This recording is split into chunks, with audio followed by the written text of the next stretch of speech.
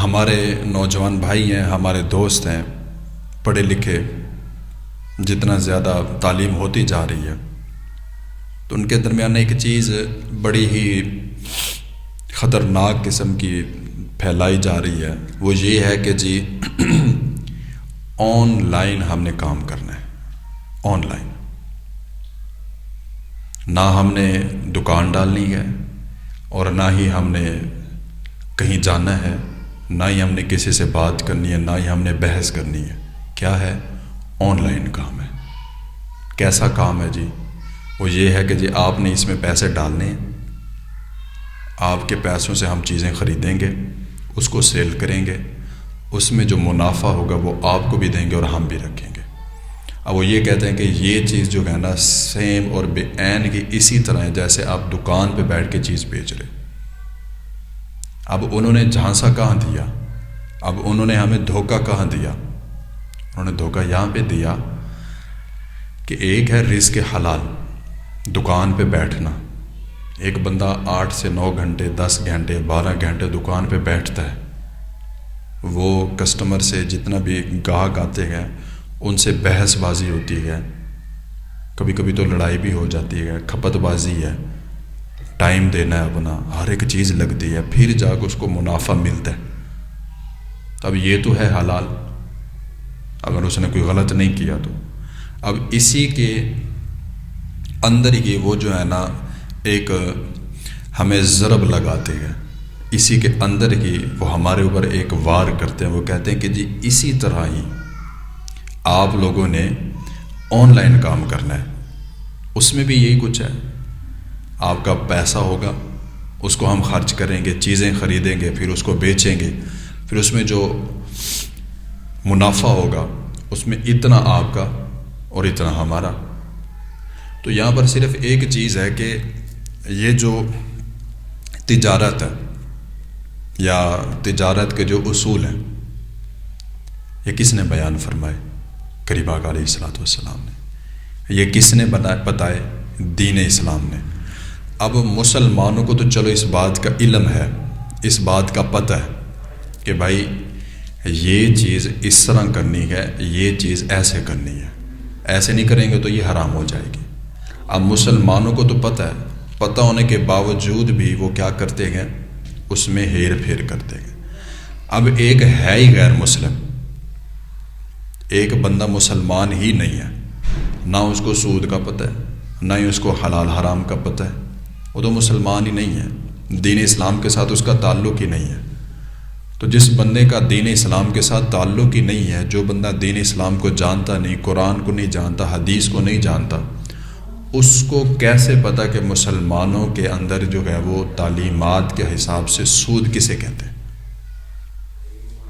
اب جن کے ساتھ ہم شراکت داری کر رہے ہیں، جن کے ساتھ ہم کاروبار کر رہے ہیں آن لائن، وہ تو مسلمان ہی نہیں ہے، پھر ہم یہ کیسے کہہ سکتے ہیں کہ جی ہمارا کام جو ہے وہ صاف ہے اور حلال ہے؟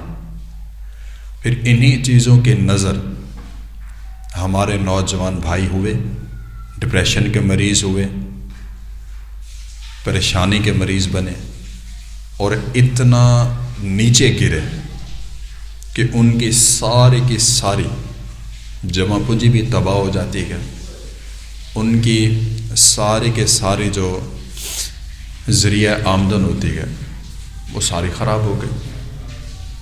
اب بالکل اسی طرح یہ جو آن لائن کام کا یہ جو سسٹم چل رہا ہے، بالکل اسی چیز میں نہ یہ کسی کتاب کی بات ہے اور نہ ہی کسی کی سنی ہوئی بات ہے، یہ میں نے اپنی آنکھوں سے دیکھا اور میں نے اپنے کانوں سے سنا۔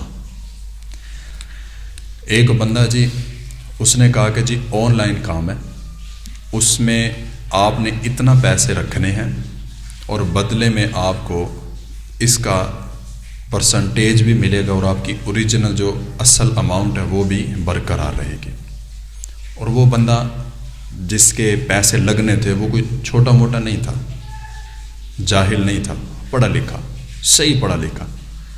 اب جب اس نے اپنی باتوں میں پھنسایا کہ جی اس طرح ایسے آپ کے پاس 1 لاکھ ہے، وہ پڑا ہوا ہے، تو نے سیو کیا ہوا ہے، اگر تو اس کو خرچ کرتا ہے تو مہینے بعد وہی لاکھ اگر تجھے 10,000 دے جاتا ہے تو تجھے کون سی پریشانی ہے؟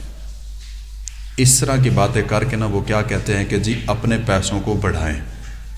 اب وہ بندہ تھا جس کے پاس پیسہ بہت زیادہ تھا اور بڑا ٹھیک ٹھاک تھا، مالی معاملات اس کے بہت اچھے تھے، بڑا صاف ستھرا ماحول تھا اس کا، گاڑیاں تھیں اس کے پاس۔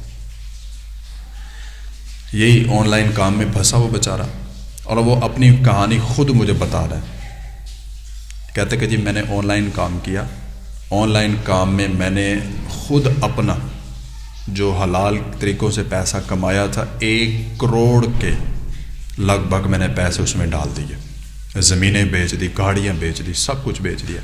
یہ ہے ایک نشہ، جیسے جوا ہے، شراب ہے، یہ ساری چیزیں اسی طرح یہ بھی ایک نشہ اس کو لگ گیا بیچارے کو۔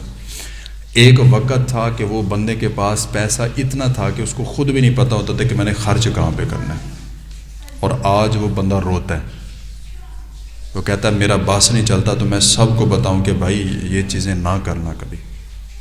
ایک بندہ جو ایک وقت میں گاڑیوں میں گھومتا تھا، آج اس کے اوپر وقت یہ آیا کہ وہ بندہ جو ہے اس کے پاس ایک موٹر سائیکل تک نہیں ہے۔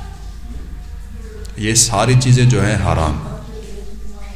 حضور پاک علیہ الصلوۃ والسلام نے ہمیں منع کیوں فرمایا کہ بھائی جو چیز حرام ہے نا اس کے اندر برکت نہیں ہے۔ جتنا بھی حرام چیزیں ہیں ان کا نتیجہ جو ہے وہ غلط ہے۔